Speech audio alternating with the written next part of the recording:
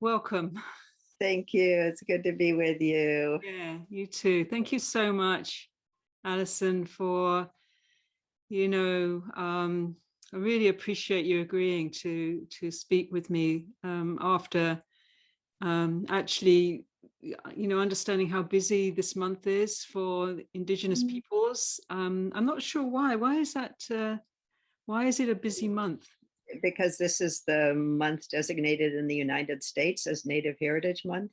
I see. Yes. Yeah. And Indigenous Peoples Day falls on what was called Columbus Day for many years. So it's just a time when all of a sudden people remember and Right. put attention on, and or at least some people do. So it does tend to get busy. Well, I'm really glad we can do this in this really important and auspicious month. And it's also so good to see so many cities shifting from Columbus Day to Indigenous Day remembrance. I think quite a lot have done that now across the US. Yeah. Yeah, it's happened in a lot of places. And it's been exciting also just around here, like Albany at their last city council meeting, passed a ordinance, I guess, to move toward rematriation of a bunch of their public lands. And Berkeley now has a sign that says, "Welcome to Ohlone territory." There's just a lot of things happening across Turtle Island and across the world that I think are very hopeful during a time that's, of course, extremely challenging as our planet is burning. So yes, yeah, many stories of hope and good things happening amidst all that. Yes, which is important to remember. And I notice with the horrors of the so-called school system that was enacted throughout the whole of Turtle Island and further afield, actually, through compliance with government and the Catholic Church, that there's been an announcement of financial compensation that's just come out from the bishops. But I'm sort of also wondering about land compensation, because it's, the church, as we know, holds enormous amounts of wealth in land and properties. So maybe that will come in the wake of this growing awareness. Yes. And there's some places where different churches have been returning conference center land and things like that, but it's a tiny fraction of particularly, I think, the amount of land that the Catholic Church owns, but many different churches across Catholic and Protestant have huge amounts of land that was taken from Indigenous people. So hopefully over time. Yes, to me it seems an obvious pressure point to engage with, as as the awareness increases, and particularly around reparations and land back. Yes. Which is some of what we'll talk a little bit about today. Yeah. So should we start then? Sure, sounds good. So welcome, Alison. I'm thrilled you're here, and thank you so much for joining us, and for joining us although we're pre-recording before this day, for Spirit Rock Community, where we're focusing on a climate day. Of course, every day is a climate day, but also really looking more deeply into the systemic issues or systemic shaping of what's led us to this great catastrophe that we're in the middle of, and the heart of that being the colonial, extractive, dominant mindset, of course, which particularly decimated First Nations peoples around the world, and has been in extremely brutal ways, not just the actual genocide, but cultural genocide, and through massive acts of violence. So this history now, which has been so marginalized and airbrushed out of school curriculums and common knowledge, is coming back much more into focus in our collective awareness.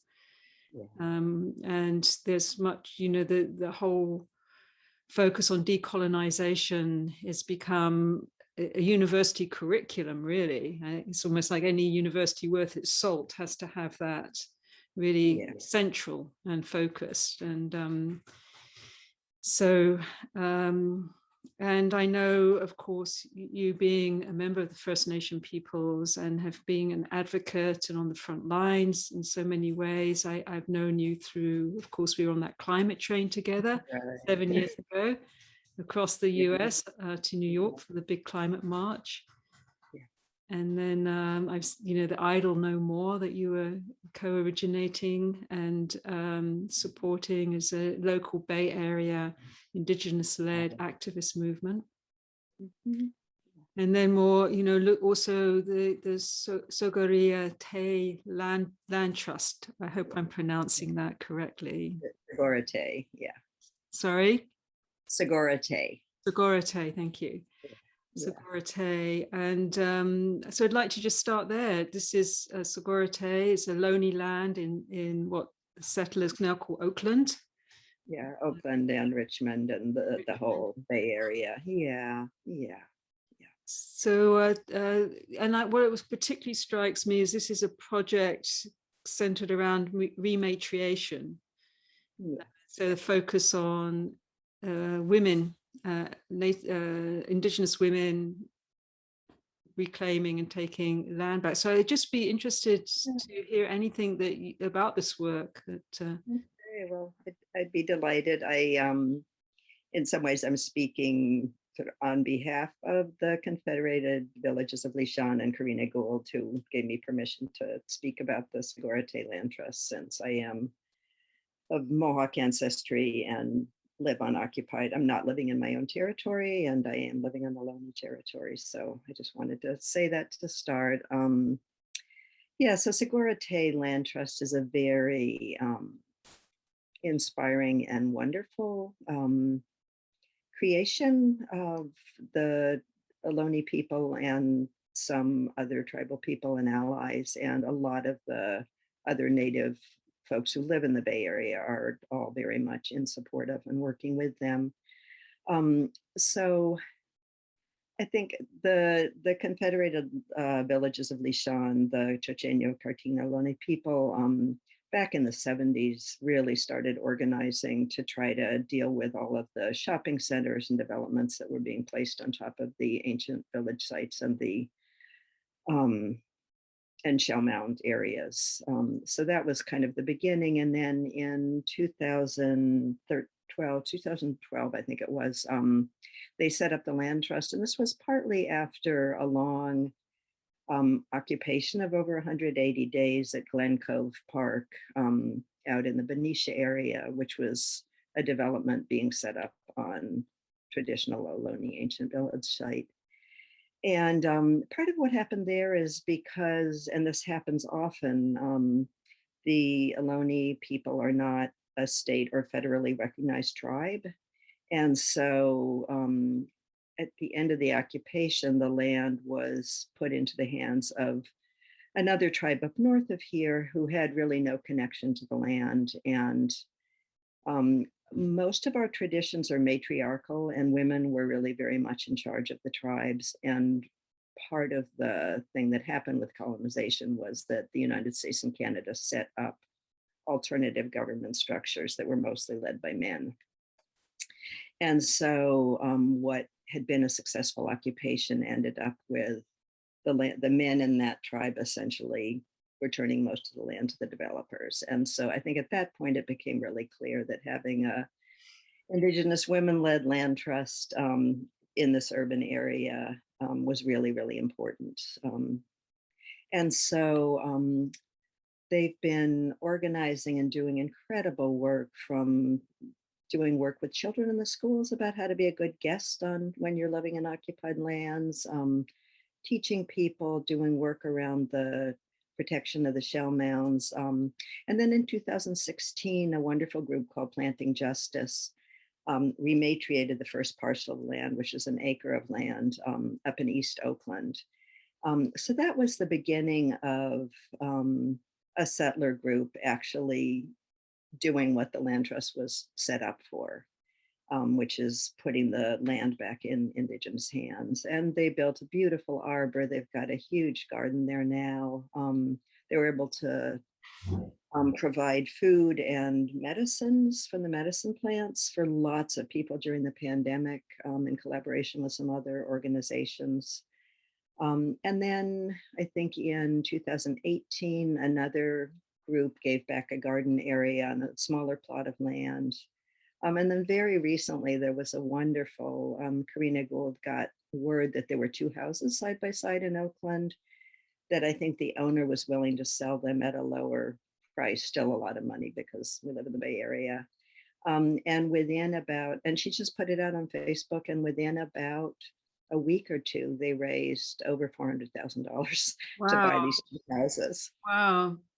As she said, the donations ranged from $2 to $200,000. Wow.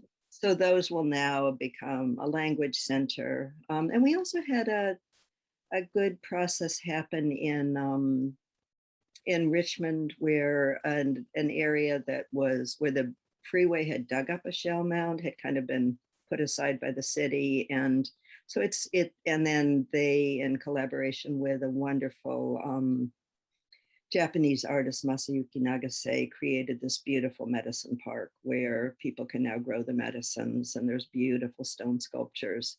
So that land is not owned by the Ohlone people, but they do the stewardship, the taking care of, raising the medicines there. So they've done lots of wonderful, wonderful work over the years, both slowly getting land back, which is really, really important, particularly because the place that we live as Indigenous people, our ancestral territories, are so important to our languages, to our culture, to the way we live on the earth. So we're hoping over time that there will be more and more land that is given back. There's been victories and there's been setbacks, and it's been a process that's taken a lot of energy. But sogoreate is not only doing beautiful work here in the East Bay, but I think has also really inspired some of the other land trusts that have been set up, or similar tribal projects. Yes, you mentioned that yeah. other territories are beginning to start the land back. Like here, I'm in the Sebastopol region, Sonoma, which is the Pomo territory.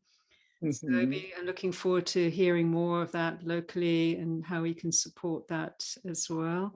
And just the shell mounds are ancient burial grounds, is that correct? Or yeah, they're ancient burial grounds and really marked village sites. There was, before the Spanish arrived, the amount of abundance of shellfish and bird life and wildlife. I mean, it was just an amazing, amazing area for people to live. And so, as people collected food, the shells were saved, and that's where people were buried. They were ceremonial sites, and huge, huge all the way around the Bay Area. When you look at the old maps, it's just amazing to see. And they were dug up and used for, paving roads, and most of the bones were taken off by UC Berkeley and different institutions. And there's still part of the land back here with sogoreate that's important, is that people want to get the remains of their ancestors back and also have land to bury them on. So getting the ancestors' bones back when you have no land to bring them back into the soil is a problem. So that's also part of the land back here locally. Yeah, I would like in a minute to talk about how we can support. I mean, those of us that are not Indigenous peoples, those of us that have been from invader or settler lineages coming into Turtle Island, and making more of a living connection with the movement of land back. But I think I would also like to just say something about this wonderful book that's just come out, The Red Deal. I don't know if you can see that, the lettering's back to front on my screen. The Red Deal, Indigenous Action to Save Our Earth, which I will be on the list for participants, and everyone must rush and get a copy. It's so profound. And I think what's so profound about it is that it really goes into the systemic, the way that our current catastrophe the breakdown of our living systems and mass extinctions that are happening are really deeply rooted in the colonial project and the systems that have been created around this very profound extractive mindset, which centralizes human beings as the dominating force over all of nature. So it's a real fundamental shift away from that is embodied through Indigenous ways and understanding. And this, of course, this is from one of the little paragraph in the book called End Occupation Everywhere. So if I can just take a moment to read this, and then I'd love to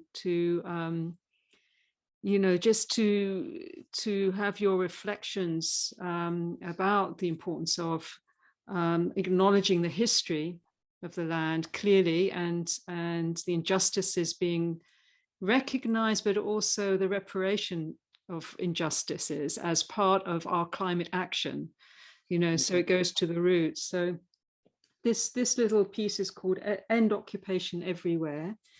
The US owns the deadliest and highest funded military power in the world. Well, I was looking at a chart yesterday, and it's shocking, really. As much as 7 of the other largest militaries.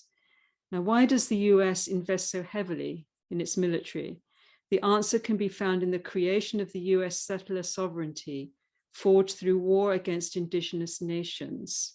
So it talks about the existence of the early years of the US's existence, needing to own lands to pay back debts to Britain for its war efforts and so on, or to not to pay back Britain, but to compensate for its war efforts. Mm-hmm.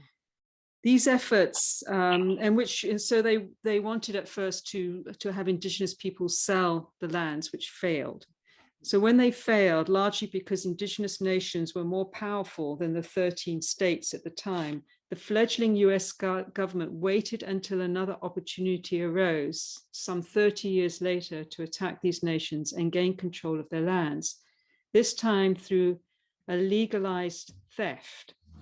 The most belligerent of these laws, the Martial Trilogy, 1823 to 1832, unilaterally changed the status of native nations from foreign nations, their status according to treaties, to colonized subjects of the United States, where the Supreme Court's first Chief Justice, John Marshall, defines as the status and rights of Indigenous nations within the United States as tribes, as uncivilized peoples, dependent on and subject to the US's complete authority. This draws, of course, from the doctrine of discovery, which is a very evil document. I just can't find the word, I realize, but horrific piece of legislation of claiming discovery of lands lived on for millennia by peoples already, to justify the domestication, which of course we touched on just a while ago, of this, coming to light through these mini concentration camps, so-called schools, that were set out to not only following on a genocide of First Nation peoples, but also a cultural genocide as well. Mm-hmm. The Martial Trilogy fabricated laws to alienate Aboriginal title and strip Indigenous nations of their independence. So there's a lot more that's said about this and connecting it with our current crisis in this book. But to me, it seems so central that there has to be a very clear acknowledgement of past injustices, that the recognition of that, and along with that being backed up by reparations, primarily of land, obviously, while also at the same time, I think there's an increasing understanding and call for Indigenous leadership, and perhaps matriarchal Indigenous leadership at this time. Because the way I see it, these are the Indigenous peoples are holders of an ancient lineage of wisdom that wasn't broken, that has a very different participatory understanding of relationship to nature and land. Yeah. You know, the sacredness of the being in this web of life together. So you know, what is it'd just be, you know, what are your reflections around this, both recognizing past injustices and following that up with actual action, and also the call for Indigenous, I would perhaps also emphasize matriarchal leadership? Yeah. Yeah. Yeah. So it's a lot. And I think in some ways, one of the first things that has to happen for people is really recognizing that we grew up in this country, in Canada, I'm sure in many other countries too, but we were all lied to about the history. We were all indoctrinated into kind of a story about founding fathers and democracy and truth and justice and liberty and the pursuit of happiness, and kind of a whole story that was really a horrific lie. And I think for people, you know, just the whole process of hearing about what really happened in terms of everything from, you know, the blankets with the smallpox and the early germ warfare that was done, and then all of the different legal maneuvers from the doctrine of discovery to the Marshall stuff, that, you know, it was like one kind of wave after another of different policies of genocide. And, you know, that included both sort of actual genocide of killing off lots and lots and lots of people, but also the cultural genocide, the taking away of the languages, the so-called schools that you were talking about. So some of it is just facing and dealing with people, with all of our feelings about what does it mean to take a look at what really happened, and then to begin to reflect on, so as human beings who have the privilege of living at this incredibly challenging and exciting time in history, what's our responsibility in facing that, and also, you know, what kind of reparations need to be made. And it's interesting because we're having this conversation today on what's Orange Shirt Day in Canada, which is there's just lots and lots of actions going on all across Canada today, in particular around the so-called residential schools. And I think that the interesting process there, where something that Indigenous people have known about for years is finally sort of public and proven. And then there's denial in some sectors, and I think this horrendous awakening for other people. So I think reparations does need to involve, you know, funds for healing, really taking a look at what these policies of genocide on both sides of the medicine line, as we call the border, what these policies have done in terms of poverty and lack of infrastructure. And, you know, there's really reparations need to involve getting extractive industries out of Indigenous lands, letting us return to our more traditional forms of government, instead of having to do these governments that were set up by the or ways of governing that are not our traditional ways of governing. So there's many, I think, layers of what reparations looks like. But I think the land back movement right now is really one of the most important and key things, which is really, I think, that land back can mean a lot of things. I mean, it means both actually giving the land back that was stolen. In some situations, it means figuring out lands that are held publicly, Indigenous people having some sovereignty and ability to be the stewards of that land if they can't figure out how to actually have ownership. And it's really just thinking creatively about all the different ways that land back can happen. And so there's different, you know, there's interesting collaborations and things that happen in different places between different public entities or ally groups and Indigenous nations. But I think the most powerful is when the land is actually returned. You know, there was the very recent victory for 3 or 4 different Poma bands up near Mendocino, where they got a tract of land back finally. But yeah, there's been years and years of land claims and legal battles, and those have been long and hard and taken a lot of energy, and mostly failed. Some have been successful.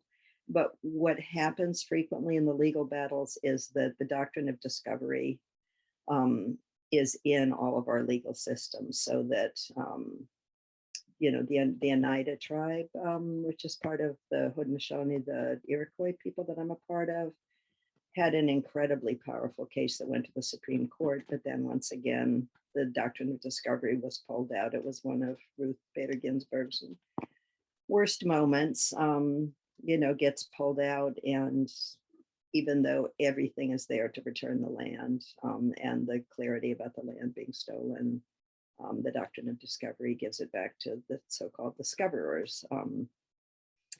So, you know, there's so much that's embedded in our legal system that's problematic. But I do feel like we're really at a different time in history now in terms of people really beginning to understand. I guess it's part of what you talked about with the Red Deal, that how systemic and deeply entrenched these injustices are in so many aspects of our lives and our culture. And that we're at a time where we have an incredible opportunity. And I think the climate disaster really does bring that up in a much bigger way, that we've got, you know, I think 5% of the world's land is still in Indigenous hands, but 80% of the diversity has been protected in those areas. And we've got a long history in California of Indigenous people having incredible tools and ways of managing wildfires, that there's just so many places that it's suddenly becoming apparent that Indigenous leadership is really key and really important, you know, similar with Line 3 and the different pipeline struggles, that we have to end fossil fuels. And I can't remember exactly the numbers, but Indigenous Environmental Network just recently came out with just how much carbon that the Indigenous resistance has kept in the ground just by putting their bodies, you know, on the line in front of the different pipelines across Canada and the United States. So yeah, I saw that. It was a phenomenal amount. I can't remember the figures either, yeah. but it was really stunning, you know. And I loved it that they took the time to Yes. document, you know, in those kind of scientific terms that and numbers that catch people's attention. Yeah. So, and I do think recognizing that most tribes were matriarchal, and even if often the leaders who met with government officials were the Native men in our tribes, that the clan mothers had the ability to remove them if they got out of alignment with the core values. So in particular, really listening to clan mothers, to tribal leaders, to the women, and really looking and seeing what Indigenous people are doing where you live and nearby, and listening to those calls, listening to what's being asked for. Yes, and this is leads me to the last thing to I mean, there's so many things to discuss and inquire into, but it really is translating this awareness and this understanding at this time when so much, you know, the word apocalypse sort of unveiling, the unveiling of so much that has been hidden, as you started off saying, and really having a much more realistic reckoning with our colonial history, and translating that into very practical actions. And so the last thing I would really like to talk about is that's something that we can all engage with, which is the Shumi tax, which is a direct recognition that that we're actually offering compensation financially for actually all of us being here on Indigenous land. And it's wonderful to be able to do that.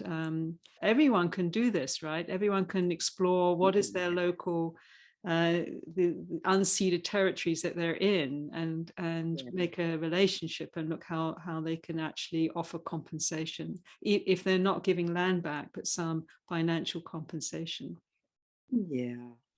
Yeah, the Show Me Land text, I think, is just a very creative and wonderful thing that I think actually came out of dialogue between some of the settler allies and the Ohlone tribe here. And I would really encourage people to take a look at the sogoreate Land Trust website, just because it's so inspiring to get a sense of their vision and what they're doing. And on the page, you can actually kind of go in, and you take a look at whether you're a renter or an owner, and how many rooms do you have, and kind of the size of the land that you're occupying. And then they do have suggested amounts that people can pay. And so essentially you're acknowledging that you're benefiting from and living on Ohlone lands, and offering financial support to the land trust so that they can do the work that they're doing, which is sometimes it's about legal battles, sometimes it's about actually buying land back. The incredible work they're doing around bringing back their language and their culture. So it's a very wonderful land trust. And there are, since Karina and Janella set it up, down in Santa Cruz, the Alma Mutsun Band has just set up a land trust. I know there's one in process with the Coast Miwok folks that they're trying to do in a similar way. Anyway, there's lots of different land trusts that are slowly being set up, but people can also donate to, there's like Acorn Wiki, which is a group that supports lots and lots of different tribes around bringing back language. Yeah, really almost anywhere you are, you can go to some of the websites that show you first whose land you're living on, and then you can begin to figure out what are some of the organizations that are active there. But there really are many of them across the country that are doing this kind of work of giving people ways to, it both facilitates actual people actually, whether it's giving land back now or leaving that in their wills, and it also allows people to provide financial support. So it's, and I have to say for myself as a Mohawk woman living on Ohlone lands, it feels so good. It's a joyous thing when we when we write that check that that all of us, whether we're native or non-native, who are not living on our ancestral territories, it makes sense for us to offer support to the original peoples of the land. Beautiful. Yes. Yeah. Thank you very much. And I would just like to encourage, and we'll put these for those that are listening in to this conversation. All of the links to the organizations you've mentioned will be in the participant document. Okay. And I know Thanissara and I are paying Shumi tax to the Sogoreate Trust, which is the one that was most visible. And with the homework to look further afield into where we actually are was also, it was very ethically very important. A duty that ethically needs to be fulfilled, that calls for us, and it's a very tangible way of making that bridge into a different way, of a different lens through through seeing the lands that we're using and that we're on. So we start to see, and I do now, I often think, well, what would this have been like? As you say, all of the shells, all of the abundance, all of that has, this extractive mindset that doesn't live in harmony. either with Indigenous peoples or knowledge or natural world, it has taken us to this point of complete collapse. So so to have that extra lens is a lens that I feel we must, as part of the settler invader communities, have to bring that into focus. So. Yeah, there's something about that, just that feeling of anything we do that puts us a little bit more back in alignment with both the original peoples of the land, but also our original instructions as human beings about how we're supposed to live and how we're supposed to be. And I know I'm not sure with sogoreate during this time of the pandemic, but I know like the Ama Mutsun Land Trust and several of the others also really welcome volunteers to come and help them farm the land. How do you spell that one? It's AMAHMUTSUN. That's the land trust down for the Ohlone tribe around Santa Cruz and that area. Yeah, yeah. So they people can go and actually help and support in a very real. Yeah. They've been welcoming volunteers to come and help with the, just kind of bringing back the land and growing food and. Fantastic. Yeah, there's, and I think, as people explore the places, there may be both concrete work people can do as well as paying tax and supporting the different organizations. So, it's wonderful. Thank you. And I think the places where people can actually work together. I know when you and I were communicating, you talked a little bit about the Cowboy and Indian Alliance, which Casey Kamporinek refers to as our new CIA. But that was, again, it took work to forge that alliance, but the way that the ranchers and farmers and Native people came together to stop the pipeline. Again, I think that feeling of things coming back into alignment, and that was a place where people both gave land back, but also put their bodies on the line together to stop the pipeline. That really struck me, that active engagement. There's in front of the White House, the Cowboy and Indian Alliance, as they called themselves. And particularly one cowboy saying, we're all Native peoples now. We're all in this same, we're in different boats, of course, but we're in the same ocean, the same challenge in meeting this colonized mindset. We've all been colonized in some ways and taken these myths inwardly, and that lens of not being able to see the whole picture, that that's being in a way cleaned so that we're seeing more and more of the real picture. And there is an emotional journey to go through that, but there's also this journey of translating that into response and reparations. So thank you so much for helping us bridge a little bit more into the journey and fill out the landscape more fully. I'm so, and on behalf of everyone that will be listening into our conversation, I'm so honored, Alison, that you could join us. And thank you so much for your sharing. It's always a joy to be in conversation and collaborate with you. And, thank you. I've been enjoying that ever since our climate train days. So. Yes.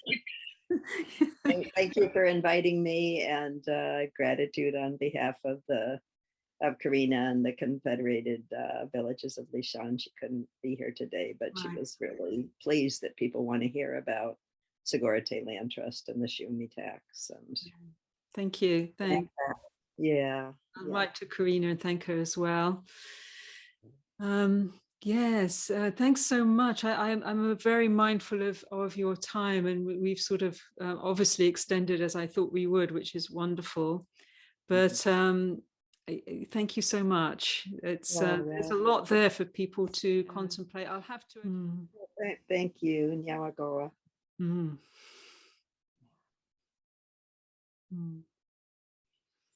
Well, I hope you have a good day ahead. And, yes, you too, and delightful to be with you again, Thanissara.